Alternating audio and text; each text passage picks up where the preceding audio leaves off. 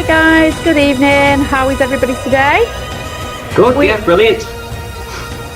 Ciaran, how are you? Hello, yes, I'm fine. Yeah, I'm brilliant. Yes, how are you both? Well, do we call you Ciaran or is it Doctor? No, call me Ciaran or Dr. Spooky. Dr. But no, Spooky. call me Ciaran, that's absolutely fine. Lovely stuff. So, how is everybody this week? What has everybody been up to? Go on, Ciaran, let you go first. What have I been up to? Well, my day job is actually working in a university.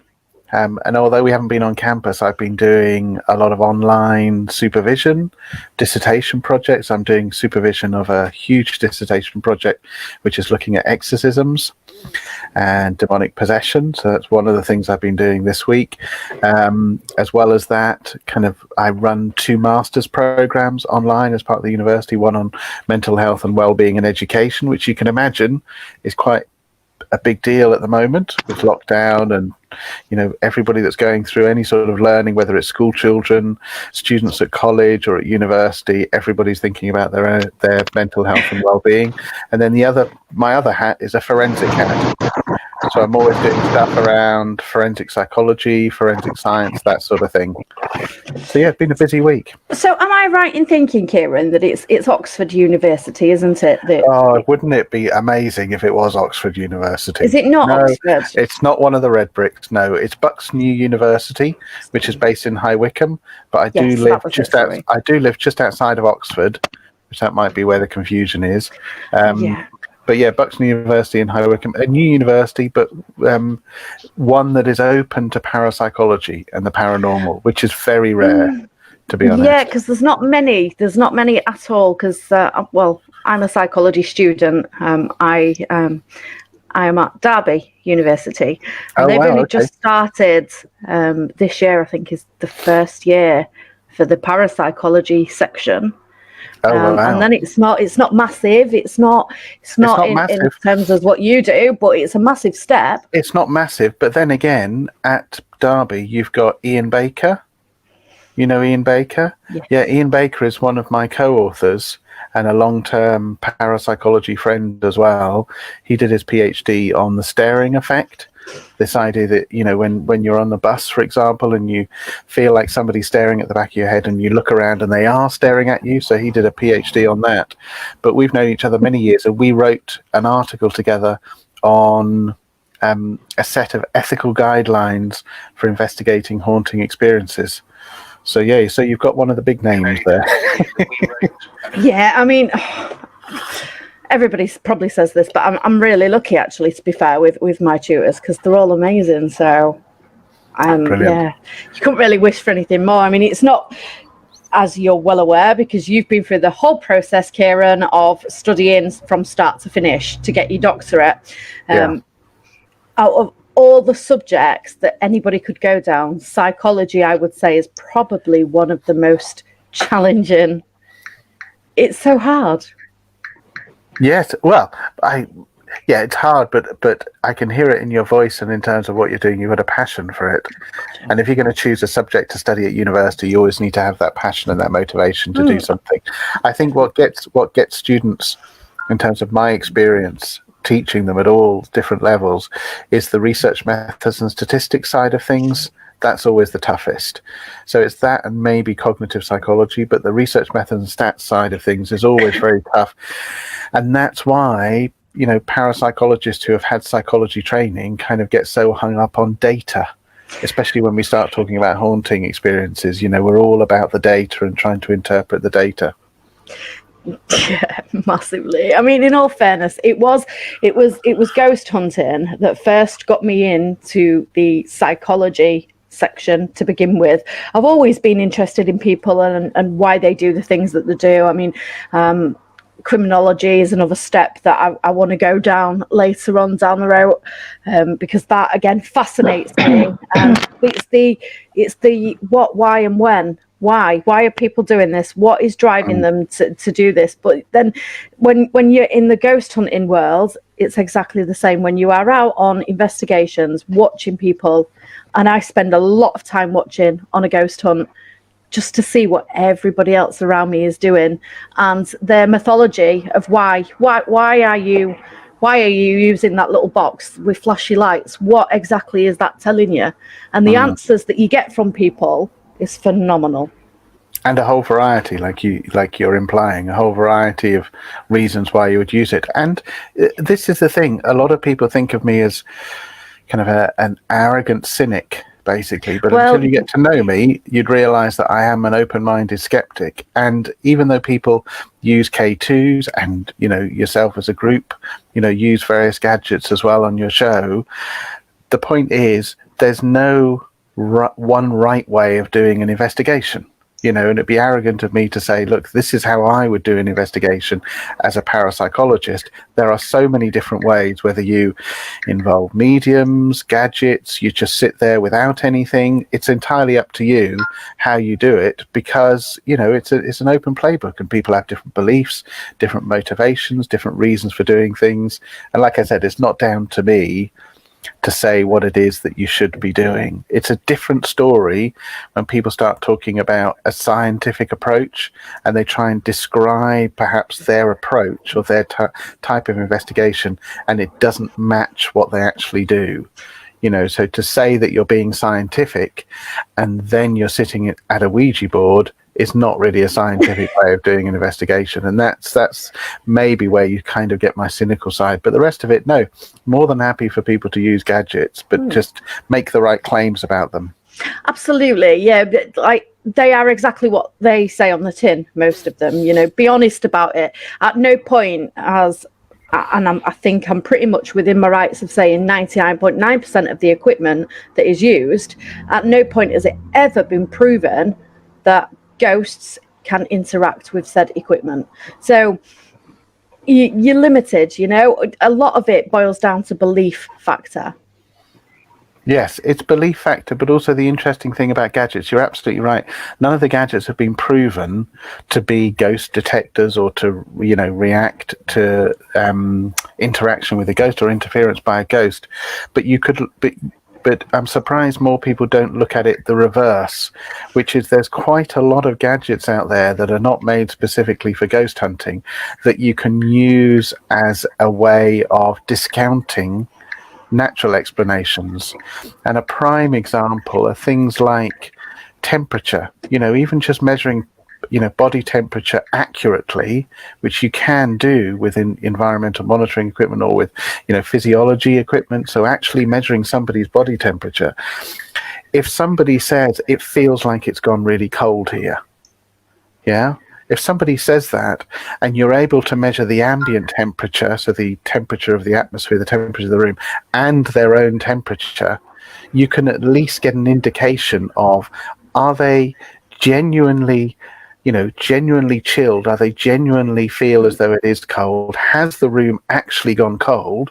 Or is it down to a simple psychological or biopsychological process, which is that fear, fight or flight response? When adrenaline kicks in, the blood rushes to your extremities to put you in a situation that you're able to run. Therefore, that reduces your body temperature.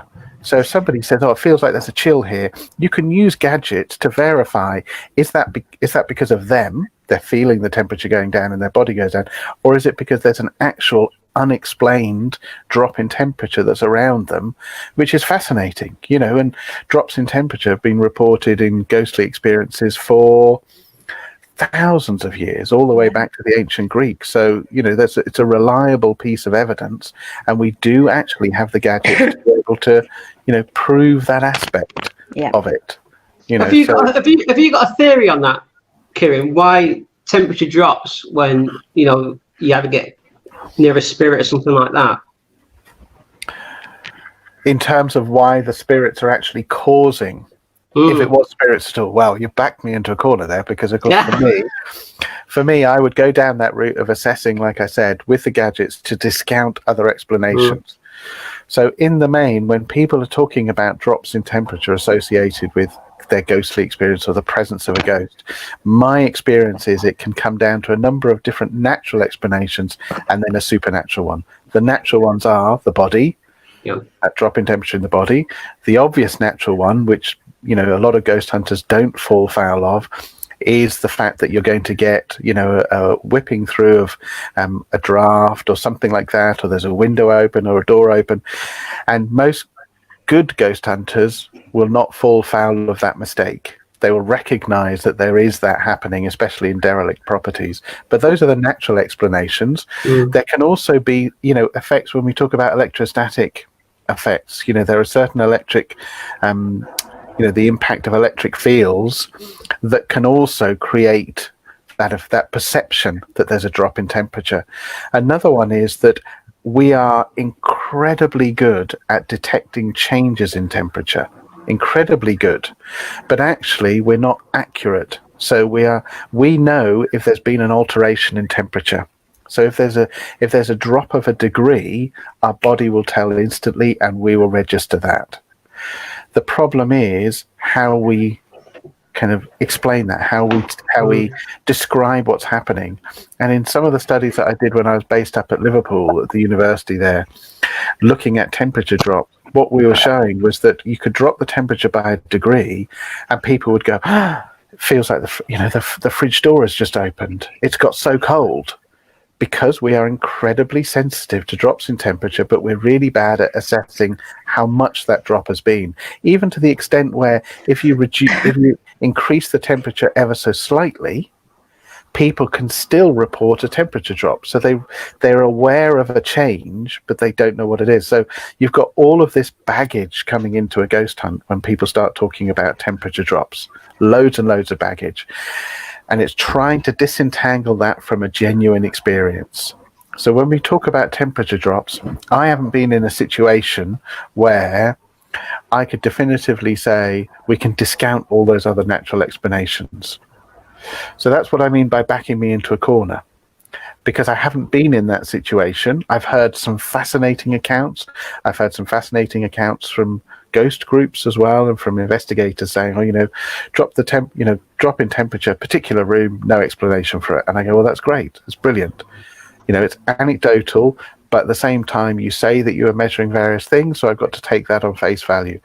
If, therefore, in all of those circumstances, all of the natural explanations have been accounted for, all of them, and then you're going with a supernatural explanation, then there's a number of theories as to what's going on. And people far more qualified and far more expert at this than me over the last 100 years have theorized about why it might be the case. And one reason is the presence of the spirit. If we're talking about these being actual discarnate entities, have some sort of energy.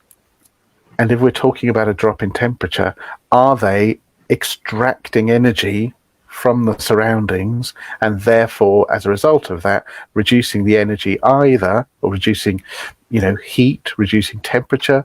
Are they reducing that in the area, or drawing it from the person that's witnessing them? So that could be one theory. They need that for it to happen. Another theory is that it's an aspect of communication. That it's simply a way of ensuring that their presence is felt. Because in an ideal world, a ghost would be standing there, full-bodied apparition, and go, here I am, and I'm talking to you, and I'm a full-bodied apparition. How are you doing? And it that is the holy grail of ghost hunting. And for clairvoyant mediums, of course, they have the advantage of being able to see, not necessarily full-bodied apparition, but they have that clairvoyance, they have that sight of spirit, and then clairaudience, they have that hearing of spirit. We don't always have that. We don't have that luxury, but a full-bodied apparition would be amazing. A step down from that would be the voice, some sort of vocal interaction. If there's not that, even another holy grail would be an object moving. And when I say an object moving, I don't just mean a little piece of paper fluttering, little something. I mean something Enfield poltergeist level of stuff being thrown, that sort of thing. That's really, there's my presence. And you've got all of these different levels and all of these different extremes. And perhaps what we're looking at, and this is one of the theories again from easily 100 years ago, is that what does it take to show your presence? what does it actually take? And maybe the actual act of being there and having the possibility of reducing the temperature is as much as some spirits can do. Maybe that's it. And because that's a common, reliable aspect to ghostly experiences, like I said, in the writings going back to ancient Greece and all thousands of years since then, because it's a reliable aspect, maybe that's the most common form of showing your presence or showing that you're there. Maybe that's it. But these are all theories, and that's all they are, is theories. And of course, we as well use that term theory very lightly, because theory is very much based on evidence and building the evidence and coming up with some theoretical basis which is testable, but also based on the evidence. Well, the evidence is anecdotal evidence that people have a drop in temperature when they're having a ghostly experience. That's it. And the most evidence in terms of ghost hunting anyway is testimonies. Yes. There's very, very little by the way of actual data, because very few people will actually, say if I wish I owned a building, but say I owned a building that I believed was haunted, I would kit it out with equipment such as mel meters, because if you leave them in their place, they're pretty accurate, to be fair, in regards to the temperature and the milligauss fluctuations. They're not too far out if calibrated. So I would leave that, and I would spend so much time just collecting that data over and over and over and over again to form some sort of a case study, as well as investigating, which doesn't tend to happen in terms of ghost hunting. People will go for a night and then say, it's haunted. It doesn't. You're absolutely right. And that would be the ideal. And there are some case studies out there where that has been done. So look at Parascience and their investigation of Camel Laird up in the northwest of England, Birkenhead, just across the river from Liverpool. Their investigation of Camel Laird, I think, was 2 years or more, and that's all documented on their website. Another example would be Jason Braithwaite and his investigation of Muncaster Castle, specifically, although he was very much focused on the EMF. The EMF side, yeah. But Muncaster Castle, that investigation that he was involved in went on for years. Yeah. So you've got that's right. Yeah, there is certain ones like the Enfield haunting you just mentioned, that was pretty well documented in regards to what happened when, and I know that Melvin has just released the transcripts of all the audio tapes that was recorded, so there's that out there now. Can I give you a scoop on this? Not all the audio tapes. No. Because I have 2 audio tapes of when the neighbour went into the house and sat with the family, and it was recordings over the course of 2 days, that also Maurice Grosse was there, Guy Lyon Playfair was there, and there was various phenomena that happened on audio tape, and I've got those 2 tapes.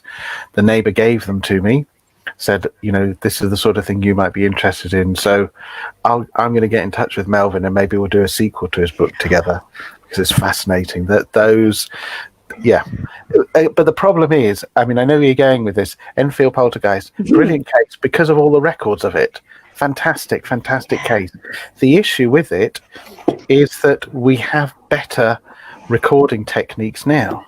Massively, yeah. Just pick up your phone and you've got it. You guys are documenting your investigation as part of entering the unknown, on Prime and wherever, and trailers and various bits and pieces on YouTube.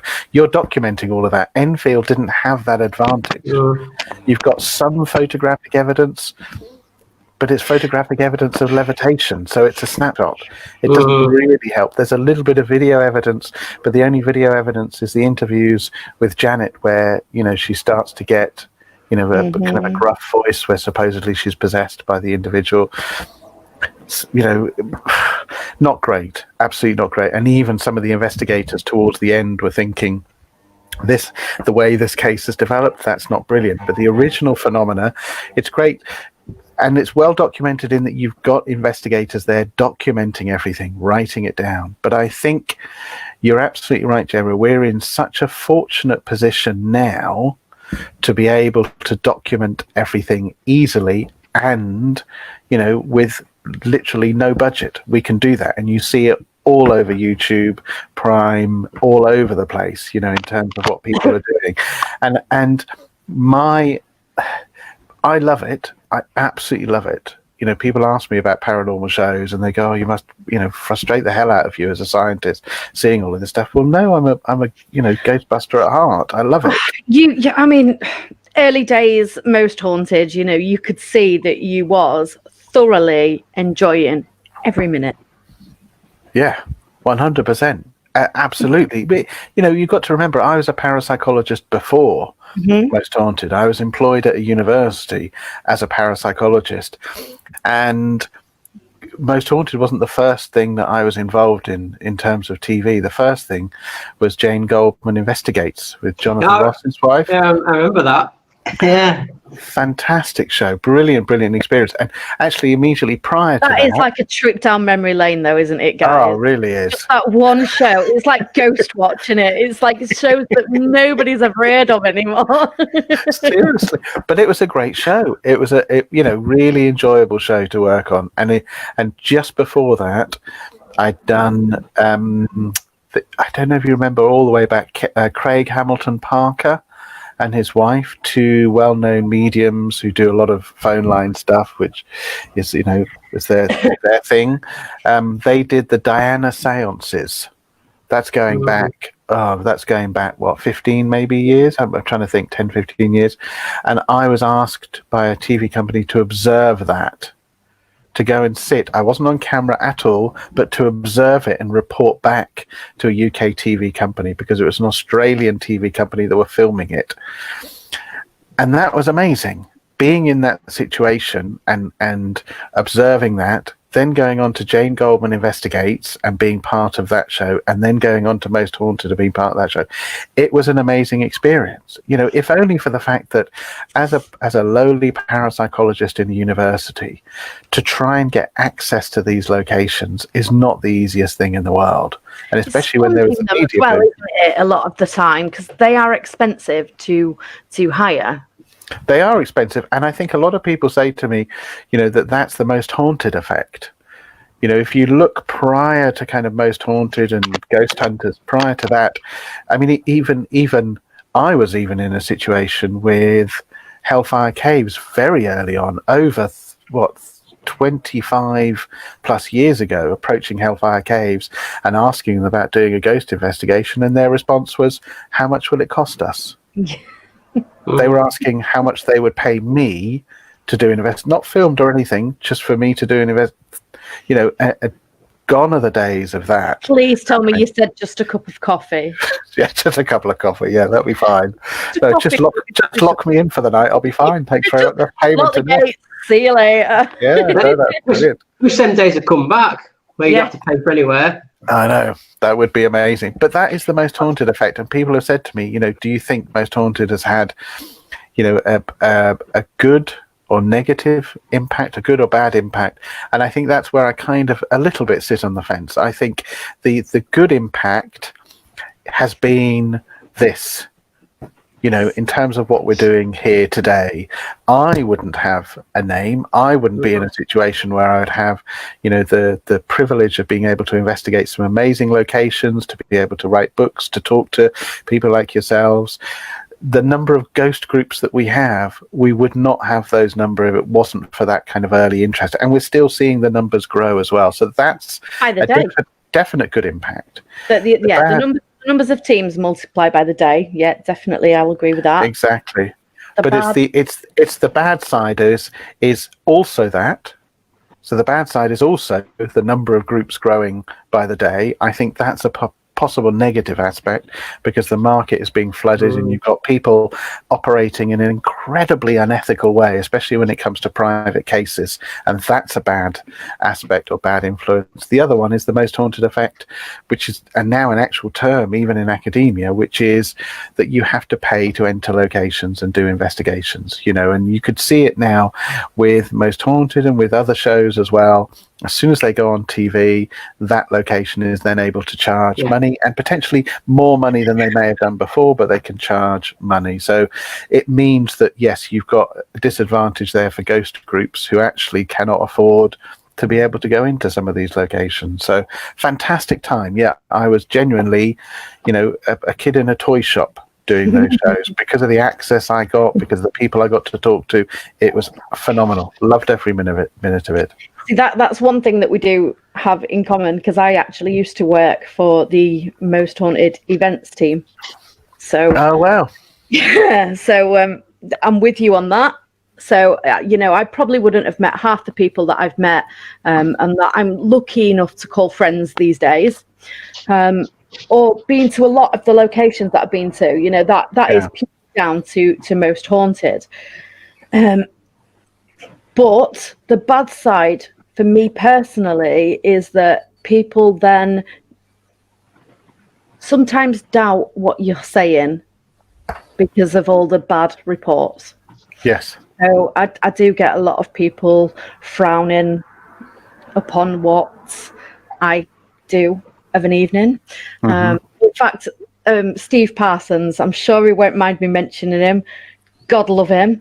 He did a slideshow at an SPR conference once, and he actually had me on his slideshow. And I was like, thanks for that, Steve. Thanks for that. Look, I'm not buying you a drink later. That's that one out the window, mate. Yeah. But but he's right in what he's saying. He is. Steve anyway. He's not got Steve, a backbone in his body, but he is very to the point, and he will just say it as it is.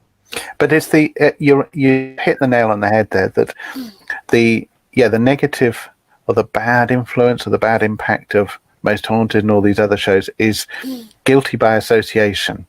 It's stereotyping. It's schemers. It's basically individuals that see those shows. You tell them you're a ghost hunter, and then they think, well, you do what I see is on the show.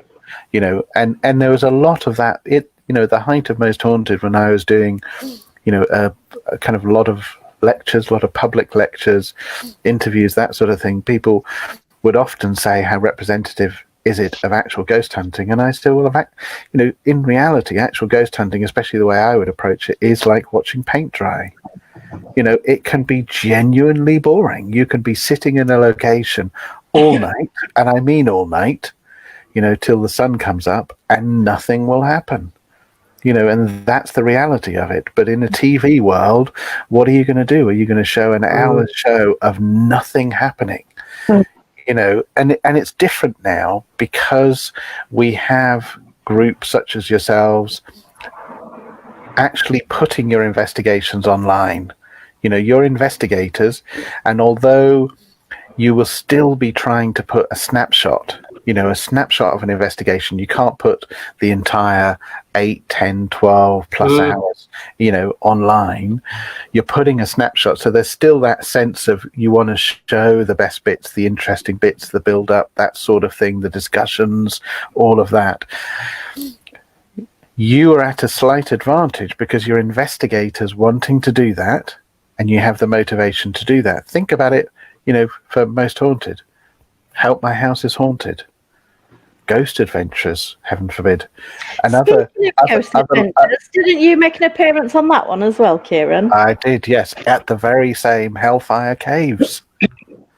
And it came about because of Jeff Ballinger. So I know Jeff for many, many, many years, going back to when I was in America doing my undergraduate degree in the early 90s. And he is, or was, location scout or location manager for Ghost Adventures. And he actually, it's a very funny story. He gave me a call kind of post London Olympics and said, we're looking at London locations. Have you got any ideas? And we don't want the standard ones. We don't want London Dungeons, Tower of London, that sort of thing. Something a bit different. And I gave him a few ideas, and he said, well, no, not really good for Ghost Adventurers. That one's been done, but anything a little bit outside of London. And I said, well, it depends how far you want to go, but Hellfire Caves, brilliant location, fabulous history, exactly the sort of thing Zach and the guys would love. So they ended up doing it, and Jeff said, by way of thank you, we can put you on the show, just a little segment, and talk about, how it was one of the first places you ever investigated, that sort of thing, a bit about the history. And it was hilarious. I turned up, the three of them, this was back when it was Aaron, Nick, and Zach. Mm-hmm. The three of them were incredibly welcoming, were very, very friendly. Zach has his ego, and he is very big and very Zach, but still very friendly and very welcoming, and the three of them very, very welcoming, Nick and Aaron especially. The hilarious thing was, though, that we went down into the kind of the bowels of the Hellfire Caves, and Zach said, right, before we start rolling the camera, I just want to tell you about the questions. Basically, what we're going to do is ask you questions about parapsychology, kind of define that, talk about your history here associated with West Wickham. This was one of the first places you investigated. What did you think? What did you think of investigations since then? A little bit about the history, about Suki, who haunts here, and the association with the Georgian dragon and the mausoleum above us, all of those sorts of things. We'll talk about all of that. And then we're aware that you've got a qualification in demonology as well. So we'll ask you a little bit about, demons, because we like that sort of thing. And I said, that's absolutely fine. And he said, right, cameras rolling, sound. Dr. Ciaran O'Keefe, are there demons in here? And that was the first question he asked. Forget anything about parapsychology or Hellfire Caves. The first thing he wanted to know was, are there demons in there? And if you watch the episode back, you'll see that question, and you hear me go, yes. Okay, yeah, yes, there are demons in here. If you think there are, then there are, Zach. You can have what you want. Just take whatever you want. Just have demons. So the point I then followed up saying, if people think they're demons, then they're demons. But you're basically just giving a name to what is ghostly activity. It's your interpretation of it. But I was on there with Ghost Adventures. Some people like them. Everything is so negative and so dark with them now. It's really gone extreme. Extreme waters with them. Cells, right? Yeah.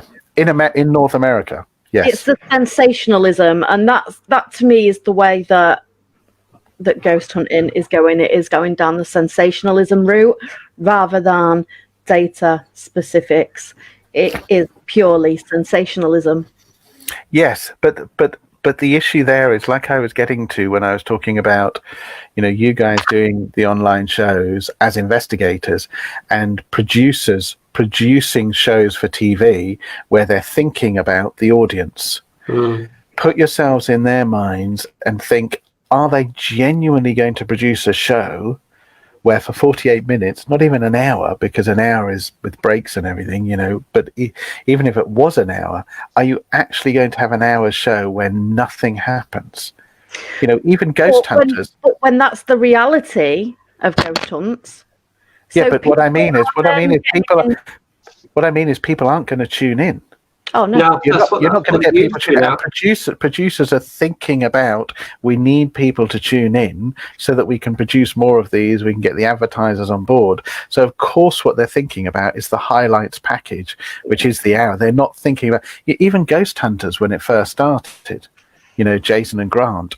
You had a season where it was a season, and lots of people said the interesting thing is you'd only get 1 or 2 episodes where things happen. But that's not even actually the case. If you look back at the first series, yes, you might have 1 or 2 where they'd go, oh, here's something interesting, and we can't explain it. Yeah. Actually, what you had in the rest of the series was things did happen. They genuinely happened, but then they would then explain them.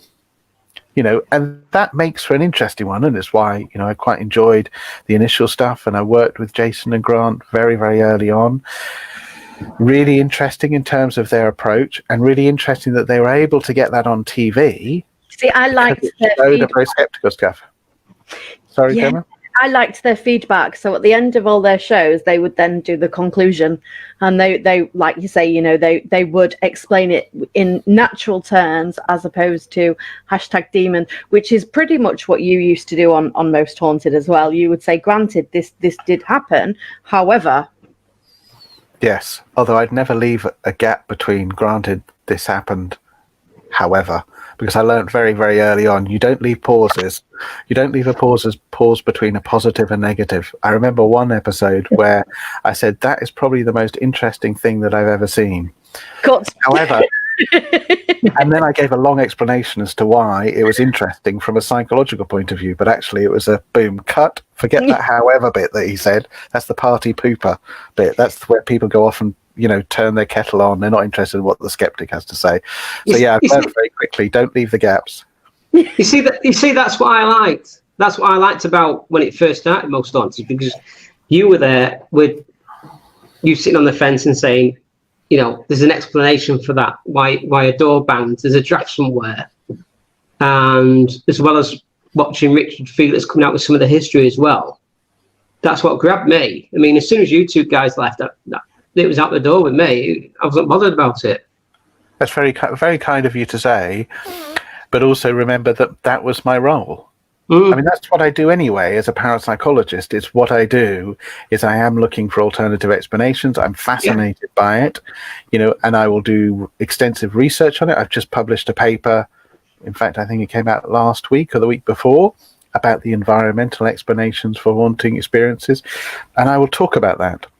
And on the show, it was actually relatively easy to give those natural explanations. The difficulty was that in some cases I could give 5, 10, 15 natural explanations for one thing. The problem is, though, not everybody wants to hear the possible natural causes either, because the belief factor kicks in, and then before you know it, you as you said earlier, you're the cynic that doesn't believe, etc. When that's not the case. Yeah.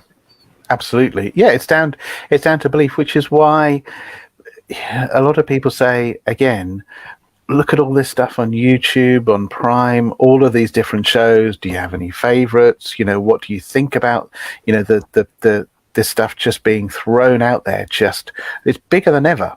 It's absolutely bigger than ever. What do you think about all of this stuff? And I say, it's brilliant. It's absolutely brilliant. On the one hand, it's brilliant because actually what you're doing is feeding an appetite for it. And it doesn't matter what your belief is. You can find stuff that suits your belief, your approach, your thoughts on things. Especially in the paranormal umbrella, because that is massive. That is not just down to ghosts. It's huge. Yeah. Absolutely, it's huge. I've been very vocal of my admiration for Helia, for example, recently, which is a prime example of it's not just a ghost investigation, it's a paranormal investigation. It takes on a whole different aspects of investigation. But yes, you're absolutely right. It's not just ghost stuff, it's paranormal. But if people want, anything from a ghost group where everything kicks off every single minute and there are demons flying around and people getting possessed, that stuff is there on YouTube. If you then go to a more serious where it's not screaming, not running around, but, quite in-depth, interesting discussion, different viewpoints, that stuff is there too. So it's a whole gamut of stuff. I guess where it is still missing is that, those, not shows, but that kind of documentary type where it's basically saying, look, here's the investigation, here's a piece of phenomena, and now let's look at the data to support it or discount it. Because you could do that, and that would be an hour, 2 hours, it would be longer, but it would be very, very scientific, and it would be only for a particular audience. But you could section that off as well. You could section that off into sections of the events as they happen. So you could do it as a TV show and separate that into 7, 8, 9 episodes. I've always said the most interesting approach, especially with the explosion of social media, is that you get a show that feeds people's appetites for a fascinating, exciting ghost investigation, but actually what's happening supporting it on the web and social media is all of the analysis stuff, that happens. So, you have that red dot or whatever, and the show's going on, and you say to people, right, no, click on this. Actually, if you're tired of people screaming and getting a bit too excited, click on this, and now you'll go to an analysis of emotional response to, experiences, or, information on visual perception or auditory perception or that sort of thing. So there is scope there. Lots of people wear watches like mine. So I've got a fitness watch. Lots of different brands are available, but for sake's matter, mine is a Garmin, and it monitors heart rate. Now, there's so many of these about that literally when you're on a ghost investigation, a ghost hunt, you can check your heart rate on a regular basis. And when your fight and flight kicks in, you can see a massive change in your heart rate. Yeah. So, you've even got that you could use these days as data collection to go with it. But the one thing that concerns me about all the shows that are out there and all the YouTubes and the teams and just the phenomenal amount of people that there are investigating these days is that they're not always giving out the right information. So when it comes to private investigations, so people will just Google search now or Facebook search for paranormal because they think their house is haunted. And then before they know it, they've got Joe Bloggs rocking up with his 7 cases of aluminium cases with K2s and things in, going up onto his doorstep, going into his house, conducting God knows what, when they've not even spoke to the person first. Yeah, absolutely. And I couldn't agree more that there is a huge ethical side to ghost hunting when it comes to private investigations. There still is, to an extent, for public investigations, or if you're investigating a public property where you're allowed in, there still is to an extent there, but more so with private investigations. You're absolutely right. There's a huge issue in terms of stepping outside of your area of expertise anyway, as a ghost hunter, and encountering individuals that may be in a situation where there's some sort of sociological reason for what's going on, social, domestic, psychological. There could be any number of different reasons, like you said, mental health as well, general issues around well-being, all of that sort of stuff. And if you start to deviate from your expertise as a ghost hunter and deal with an individual where it's obviously that's the root cause of what's going on, you're in an unethical place. You should just walk away. So there's a huge amount of issues, and you're absolutely right. You do see it on a regular basis, and for quite a while. And I don't do it so much now because I think there's lots of groups around, and I really don't get the calls anymore. But about a decade ago, I was doing a lot of mop-up cases where individuals had been reported a haunting and had done exactly like you said. They'd found a local ghost group. The local ghost group came in, and they either walked in with all the aluminium cases, and that was their first contact after a quick phone call, and then conducted a Ouija board or set up cameras everywhere, and then made conclusions about it being, the Archangel Michael or some demon or whatever it was. But it became mop-up case because actually the conclusions that these groups were having were impacting on the mental health of the individuals that were there. Absolutely. So yeah, it's and I think that is the biggest problem with the explosion of interest in this, is that people are not really paying attention to the fact that they should leave private cases well alone. Absolutely. Really, just leave them alone. There are multidisciplinary. Sorry, Gemma. No, go on. What I think you was going to hit the nail on the head with what I was going to say. I was going to say, in an ideal world, a truly multidisciplinary team would be a team that you can involve in a private investigation where, my particular approach is it would be months before you even turn up for an overnight investigation. And actually, a lot of the time you wouldn't do an overnight investigation anyway. You asked for a detailed diary. Oh. this is what I've found when I've had people contact me and I've said to them, okay, that's fine. We'll communicate. We'll discuss what's happening.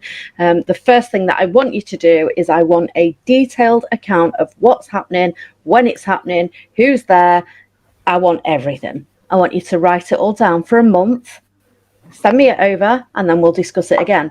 Yeah. After the first couple of days, you'll find that case has fizzled out. Yeah. But also, it's fizzled out, or in the very, very rare cases where you might get somebody returning, the diary has given them an opportunity to see that there is a lot of time during the day and the evening when paranormal things aren't happening. Because often the focus can be on those paranormal aspects, and if you start to keep a diary, you're actually filling the gaps. And there can often be kind of self-analysis that goes on from these individuals where they're actually trying to understand what's happening. Oh, my keys have, gone missing. It must be paranormal. But actually, when you start to write down the things and start to keep a record of it, it can help with that. So yeah, there are particular approaches, but a multidisciplinary team would be a team that does involve ghost hunters, physicists, environmental monitoring specialists, geologists, sociologists, social workers, psychologists, psychiatrists, neurologists. I mean, it's a multidisciplinary team that it doesn't exist, basically. It genuinely doesn't exist. Even if I mean, when you think of like the SPR and the Ghost Club, because there is people from a lot of those backgrounds in there. Yeah, well, it's yes, I see what you mean. Yeah, potentially, if you're talking about the SPR, Society for Psychical Research, of which I'm a member, and it's a great organisation, and Ghost Club as well, which I'm an advisor on. Yes, you've got a lot of individuals in those organisations. I would struggle to think whether you've got every single discipline represented, even in those large organizations. So, a lot of people that are drawn to this SPR, for example, are psychologists, parapsychologists, but also you get a whole gamut of physicists, historians, people just there out of genuine interest. You still need to have that representation, like I said. There's the social work aspect, the psychological aspect, the sociological aspect. And I guess where the SPR benefits in terms of their spontaneous case committee, which often deals with these things, is they can at least be able to refer the case to individuals with the expertise. So you're absolutely right. Yes, they would have that. And also with the Ghost Club, with Alan Murdy as its lead, somebody with a lot of experience and contact would be able to refer the case to others, but thank you for pointing that out, because those are exceptions. I mean, in all fairness, you just mentioned Alan Murdy. Now I've fallen out with Alan because I found him writing in a book, which is a big no-no for me. Books, you have a book for reading, and then you have a book for notes. Do not damage the book by writing in it. Or post-it notes at the very worst. Yes. Honestly, I have this thing for books. I love books, love reading, and I can't stand to see the lines being bent back either. It's like, what are you doing to that book? Need to have words with Alan. Tell him. So Gemma said at the SPR conference, you see you doing that. But I did tell him off. I told him, I said, you can't be doing that. So I did fall out for that one. But they are amazing people with a wealth of knowledge, and like you say, the spontaneous cases committee, a lot of cases that get reported do go straight through that committee. Well, yes, and let's give that a caveat as well by saying a lot of cases, I think, when I started back with the SPR 30 plus years ago, a lot of cases would have gone through the SPR. And I think what they've seen, and they'll admit it themselves, is a decline of referral of cases because of exactly what you're talking about, that individuals who, experience a haunting, where do they turn? They go onto social media or the websites, they type into Google, whatever, and the SPR is not the first thing that comes up. No. ASAP as well is another organization, Ghost Club, these more reputable, wider organizations that can at least refer you to particular people. Yeah, they don't come up. So actually, a lot of the cases don't end up going to the SPR. They end up going to local groups, and local groups that, unfortunately, like you say, a lot of them are operating quite unethically. Yeah. Oh, well, classic example. So one of my friends noticed that things were happening in her house, and I am 99.9% sure that she's noticed these things because of lockdown, because she's been spending more time at home. Because let's think of it realistically. Most people are out during the day or during the night at the day job. They get in, they're tired, they've got the housework to do, they need to cook a meal, they need to clean up, they need to do general day-to-day things, and then they relax. And the minute that they relax is when they notice a sound. It's like, well, what is that? Well, that it could be a heating, it could be anything. But they don't automatically think that could be my heating, that could be my pipe, that could be just the walls resting. They don't think of anything like that. It's automatically paranormal because that's what they've seen on the TV. So my friend says to me the other day, now I got really concerned, and I said, did you? She said, yeah. She said, but I had a sage stick. And I said, you had a sage stick? And she went, yeah, an incense stick. And I went to her, just stop. I said, I know exactly what you've done. She said, go on, what did I do? I said, you went walking around your house, wafting an incense stick, thinking you was Hermione Granger from Harry Potter, didn't you? She went, yeah. Brilliant. This is the sort of thing that's happening. Yeah, based on advice, based on what people are watching, absolutely. But the interesting thing there is, it's that interpretation of the phenomena that's happened. And that's the thing, she's going off with an incense stick, and there will be people with belief systems that say that sage acts as a cleanser. And, within certain practices, Wiccan practices, for example, we talk about sage as being a cleanser, so fair enough. But it's more about, yes. But it's more about the interpretation of the phenomena. And it's interesting you said about lockdown, because there is this kind of an anecdotal discussion going on at the moment about whether there has been an increase in reported cases in lockdown. And it's, again, this is why I love the paranormal. There's always two sides to it. The one side is the aspect that you said, that we're paying more attention to natural sounds in the house. The other side of the explanation, which I've heard, which could be valid, is actually we never normally pay attention to the sounds in our house, which could be paranormal, because we're so busy going off to work, getting kids off to school, etc., etc. We don't have time to listen. Actually, now we're more focused in our houses 24 hours a day, and so maybe we're picking up on stuff that we didn't pick up on before, whether it's natural or supernatural. Absolutely. Well, speaking of that, I know that you've oh dear. Okay, I'm not quite sure how you're going to take this question, but I'm going to have to ask you it, because there's so many certificates that one can obtain for a parapsychology certificate these days on the internet. What is your thoughts and opinions on those? On parapsychology certificates, that's an interesting one, because I used to have a school of parapsychology, an online school where people could come and actually study foundations of parapsychology, intermediate parapsychology, etc. And the reason why I set that up, which was 12 plus years ago, was people were asking me about exactly that. Where can we get these certificates in parapsychology? And I said, well, you can't. And they were referring me to a lot of these online organizations that were doing, parapsychology stuff. And I couldn't recommend any of them, because I looked into them and I just saw, they're just either just bits of paper, or actually what they're teaching is nothing about parapsychology. So that's why I set up my school. My life has just become incredibly busy now, with writing, with investigations, with the forensic side of things, with the university, you name it. So the school that I run, the School of Parapsychology, is on hiatus at the moment.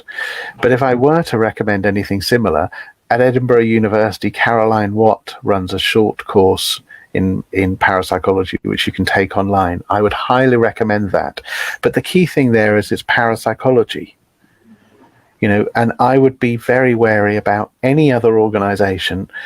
Edinburgh, probably the only one. There's another one, which is the Rhine Research Centre in North Carolina, and Lloyd Auerbach is involved in those, and a lot of respect for him.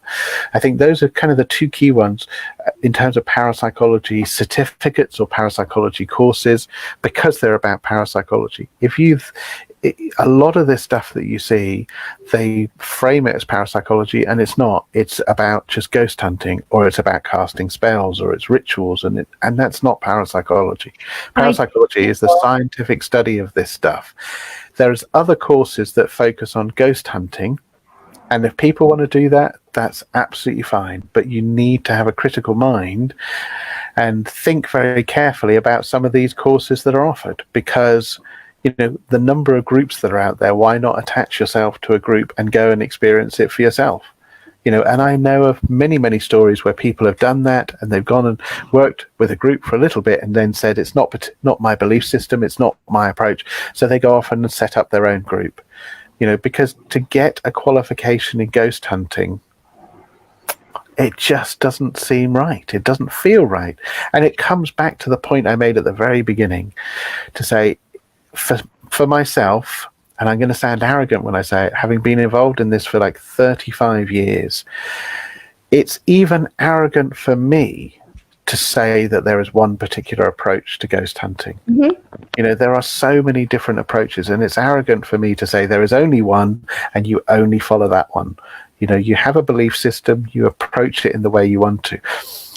My advice would be, if people want to get qualified, they want to know something more about ghost hunting that's online, then do a course in psychology, do a course in physics to learn about the gadgets, that sort of stuff, all of that. I had no grey hairs before I started. I'm grey now. It is not easy, but it is important. Ciaran, what is your thoughts on consciousness after death? What is my thoughts on consciousness after death? That's a good one, and a very deep one to ask. Sorry. No, that's absolutely fine. If you were to ask me when I was a teenager, I would have a very different answer, because I was brought up in an Irish Roman Catholic family, which hence explains my interest in religious parapsychology and that sort of thing. But yeah, I would have a very different response to that in terms of survival of consciousness after death to now. I'm a lapsed Catholic anyway, but my response to that is I haven't seen any evidence that would convince me that there is survival of consciousness after death. And it's as simple as that. From my perspective, I am leader of a course, for example, at the university on exceptional human experiences. And that covers a whole gamut of experiences. And it includes things like near-death experiences, out-of-body experiences, the use of yoga and meditation to reach a higher plane, any peak experiences, flow, anything like that. And it talks a lot about consciousness.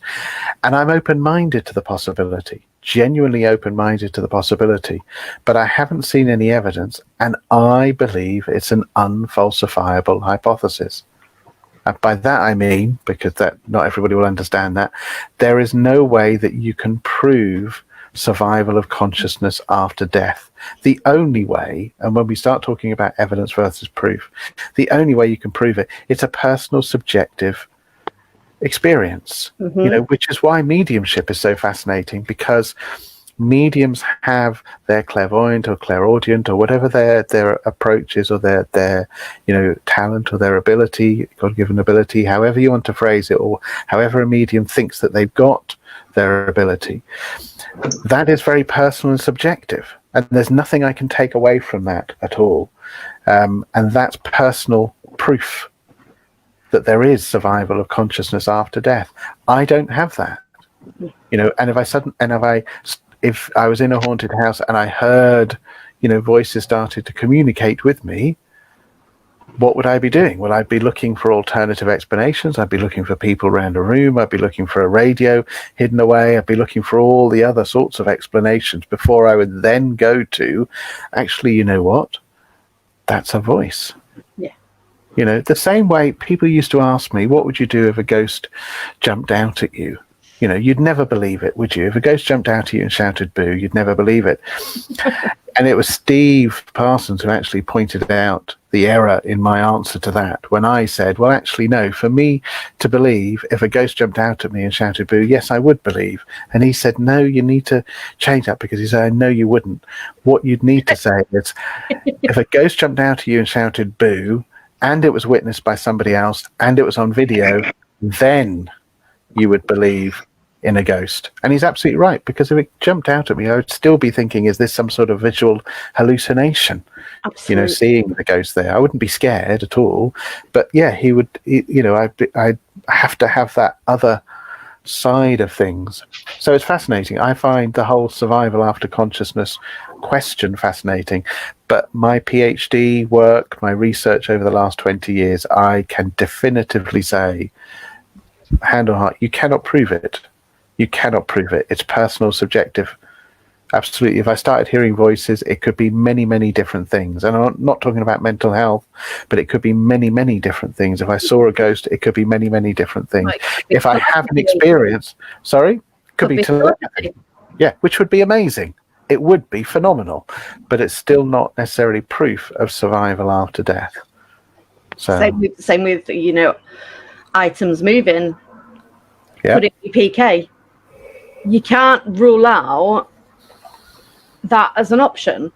No. And I get told that a lot, that I'm skeptic, and it's like, it's not that I'm skeptic, because I do believe that there's something.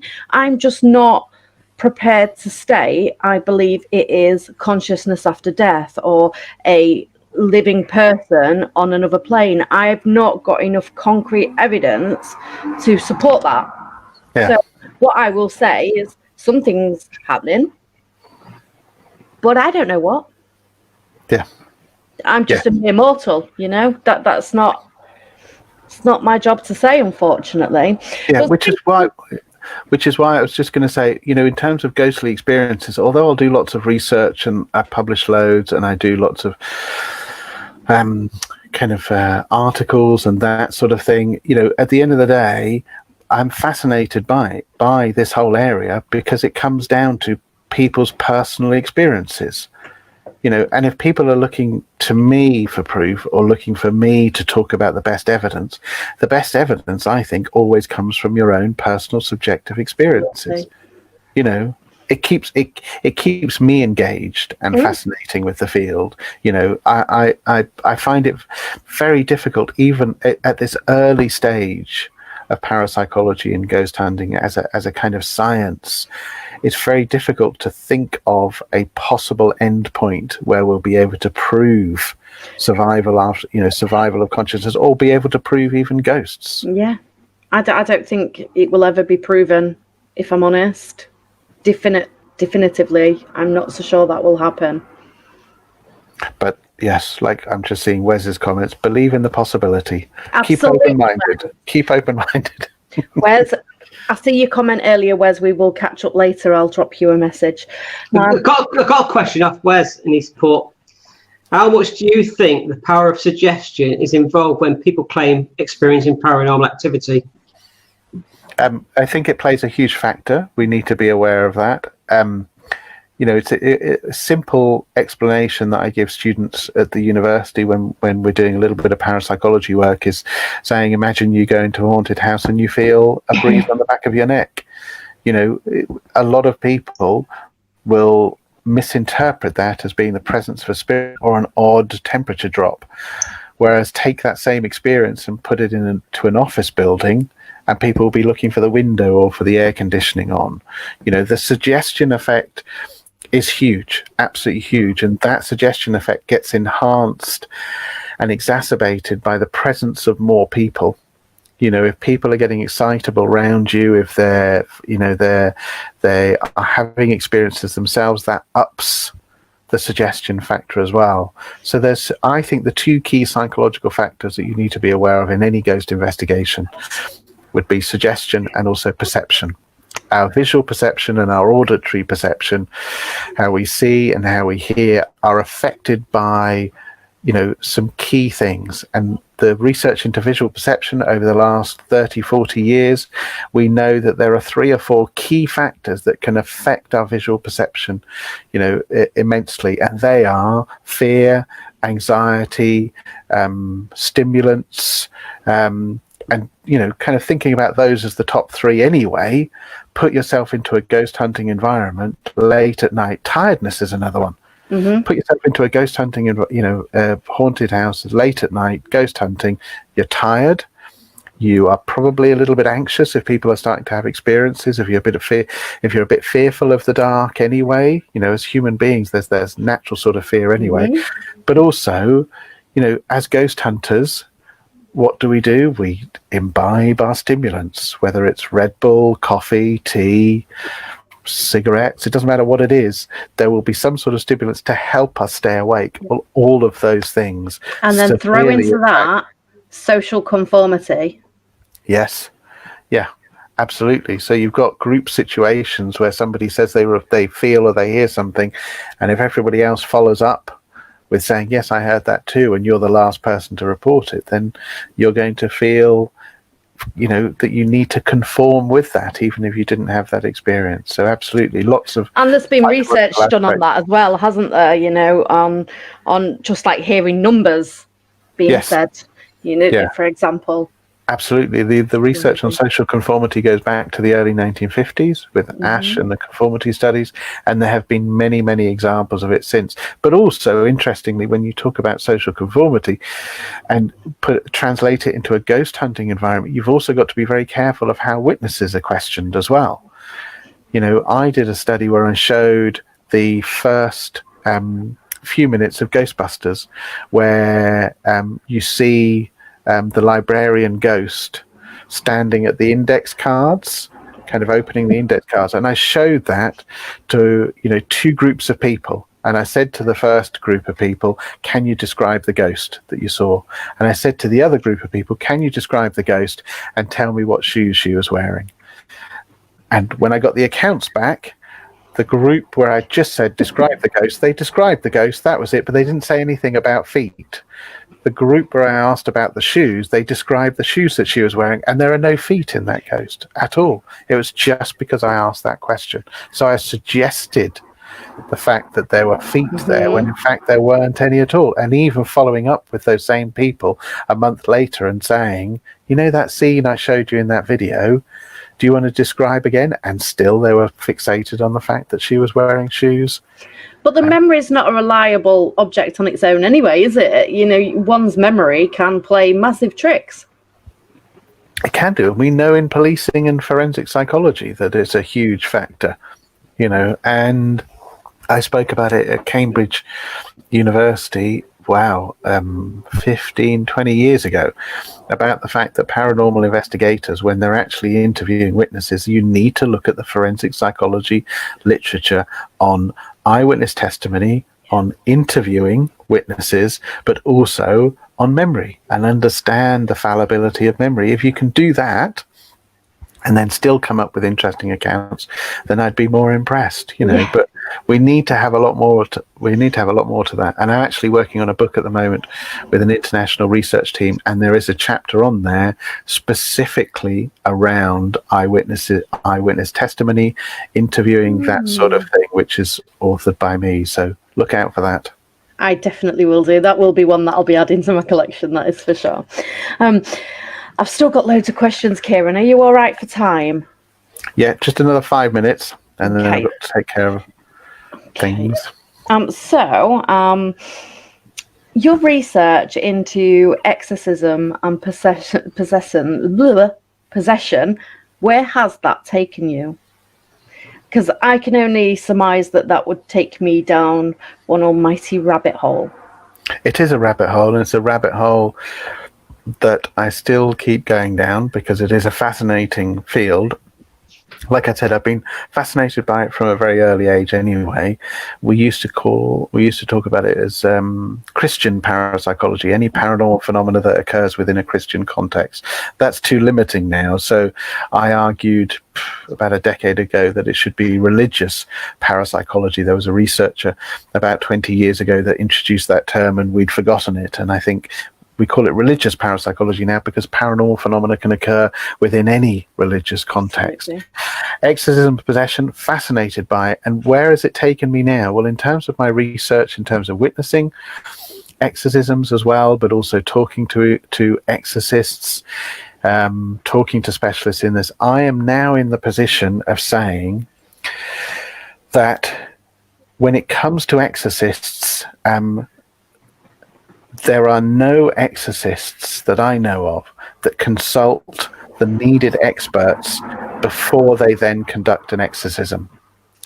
And by that I mean you hear lots of exorcists talk about consulting a doctor before they then decide to conduct an exorcism.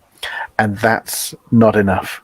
And the reason why is because there are a whole number of explanations for, why somebody appears to be demonically possessed. There can be so many different things, and it can be psychological, it could be psychiatric, and it can also be neurological. And those are kind of the three areas that you need to focus on. So if it's psychological, psychiatric, and neurological, if you go and consult your local GP and say, look, I've got this interesting case, what do you think of this? Is a GP going to have encyclopedic knowledge of each of those three areas? Well, no, probably not. They will have, a good medical knowledge, but those three areas, no. I know some exorcists in Spain, for example, will go and consult a doctor and a psychologist, but a psychologist won't have full encyclopedic knowledge of psychiatry and also of neurology. And I know of one exorcist in America who consults a doctor and a neurologist, but they won't have full knowledge of the psychiatric side and the psychological side. So that's what I mean, is that there is no exorcist that does that. No. Absolutely not. And that is wrong. That is absolutely wrong. It's different from being in a religious context and saying an exorcism may actually deal with the problem because the person believes that they are possessed, and therefore actually, doing the exorcism ritual will help with that. That's one particular kind of positive spin on it. But actually, by conducting the exorcism ritual under that type of framework is ethically wrong. You shouldn't be doing it.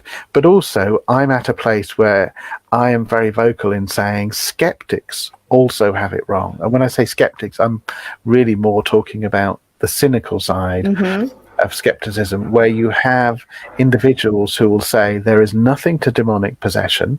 Actually, it's a simple case of epilepsy, or it's Tourette's, or it's just play acting. Again, it's the similar situation to the exorcists, that actually skeptics who give these explanations have no idea what they're talking about. They haven't, for one, witnessed possessions, witnessed exorcisms. They haven't done the research about it. But also, when you start talking about epilepsy as a catch-all explanation for possession cases, it means they don't understand epilepsy. The same way they don't understand Tourette's, So that's the place I'm at the moment, is trying to, it's almost like I'm preaching, saying just, stop going outside of your sphere of expertise. I don't think that's preaching. I would say that that's being sensible. Let's be realistic. People doing things that they don't actually have sufficient knowledge in is just endangering people. Yes, agreed. Yeah, it's not helping, it's not helpful to anybody. It is just endangering. Please don't do it, people. Don't do it. If you don't know what you're doing, leave it well alone. Same with psychic detection, which is another area of contention for me. I've still got loads and loads and loads of questions for you, Ciaran, but I'm going to behave and pass over to Dave to see if Dave's got any questions, because I do like to talk too much, so I do apologise. No, I've not got any questions this time. So I think, have you not? I think I've just been taking it all in and listening to what Ciaran's been saying. It's all interesting to me, and I fully believe, and you have to, as you're saying now, debunk a lot of stuff while you're investigating, and come up with like rational, explanations to what is really going on. Can I just ask one more question? Ciaran, just one more question. Who do you think has paved the way in paranormal community out of all of the hundreds of thousands of people that have been before us? Who has paved the way in the paranormal community? Wow, that's a really tough question. I know, right? Sorry. Well, because somebody from in terms of my background, I was somebody like Harry Price, or some of these early psychical researchers, even Arthur Conan Doyle, even Harry Houdini to an extent. But even before that, you've got individuals like Frederick Myers, others that investigated seances, mediums, haunted houses. Then going forward, you've got people like Guy Lyon Playfair and Maurice Grosse in the 70s who did their investigation. So that paves the way for me. They don't pave the way for the investigations that we see now. No, they paved the way for us as future. Yeah, for those that kind of have read that sort of stuff, and it's a learning experience in terms of seeing their accounts. Paving the way now, I think, unfortunately, the individuals that pave the way now for ghost hunting are the individuals who have the biggest ratings on television.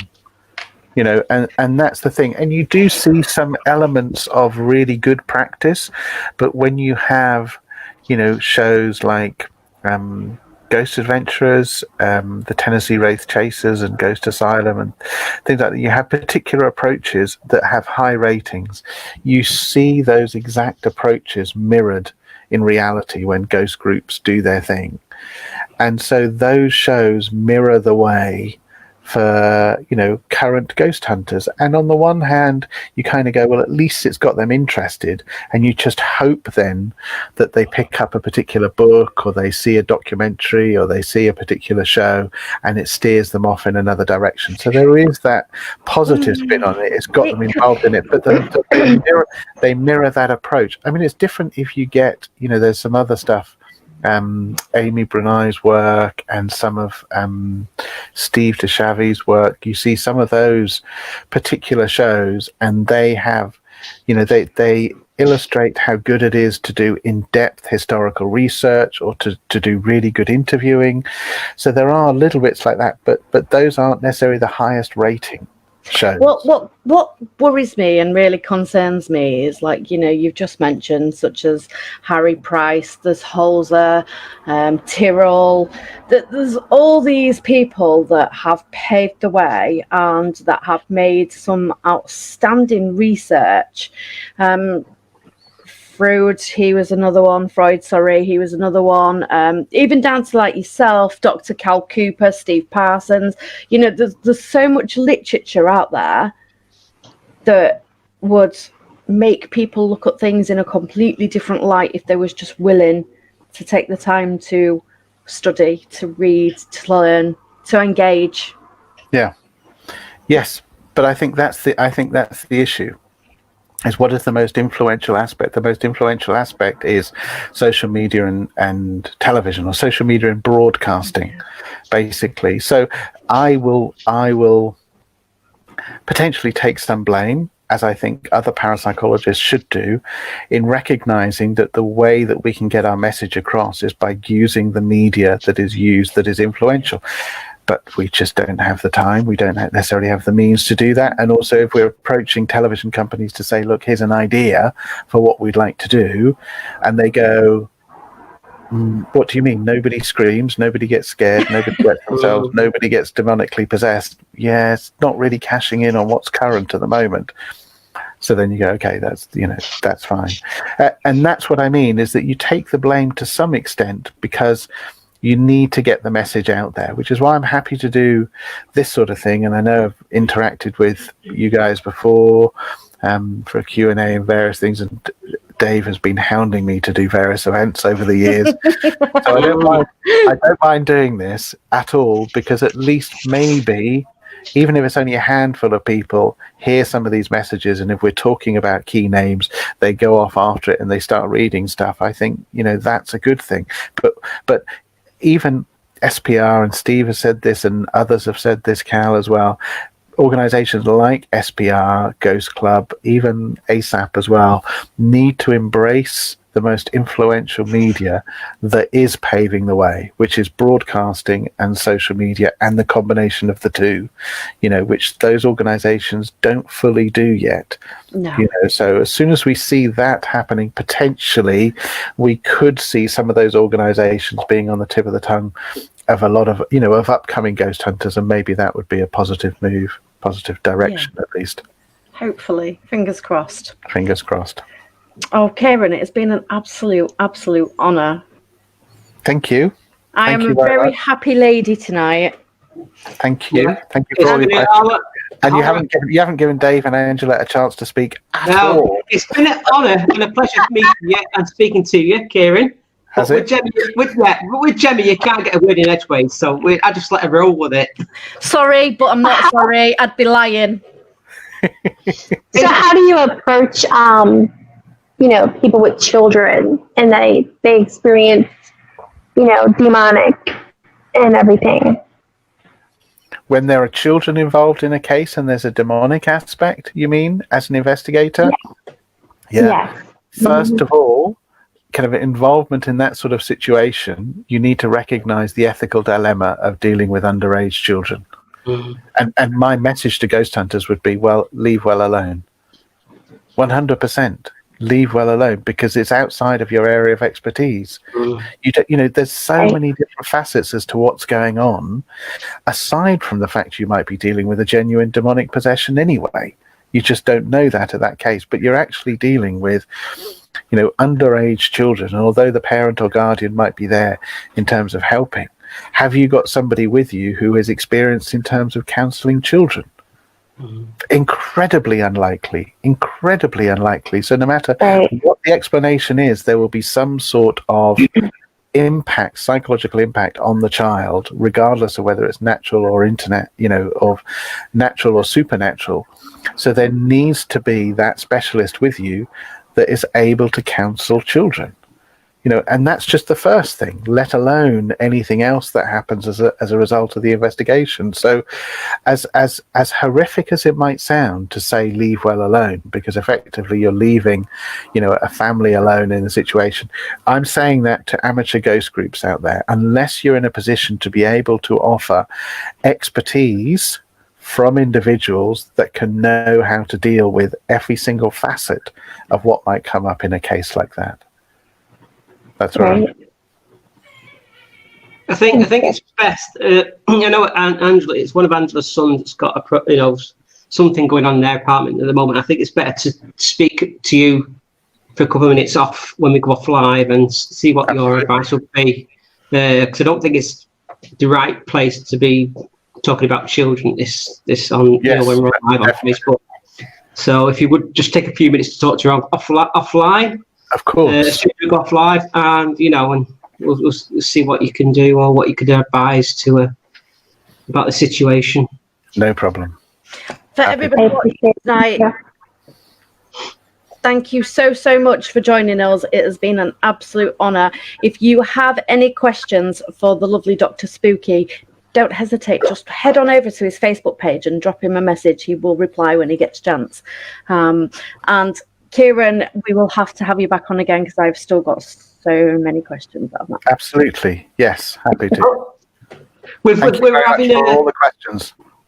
We're having a most haunted reunion. So we've got Richard Felix, you, if you come back, and what's his name? Forgot his name. Phil Wyman. Oh, Phil. I can't think of his name. It's just completely out of my head. Can't forget Phil's name. I must apologise. Right? That's outrageous. Can you believe he just did that? Yeah, I know. It's bad, isn't it? Shocking. Anyway, we are going to draw this to an end. So everybody watching, thank you so much, and we will see you next week. Thank you very much. Bye-bye. Bye, guys.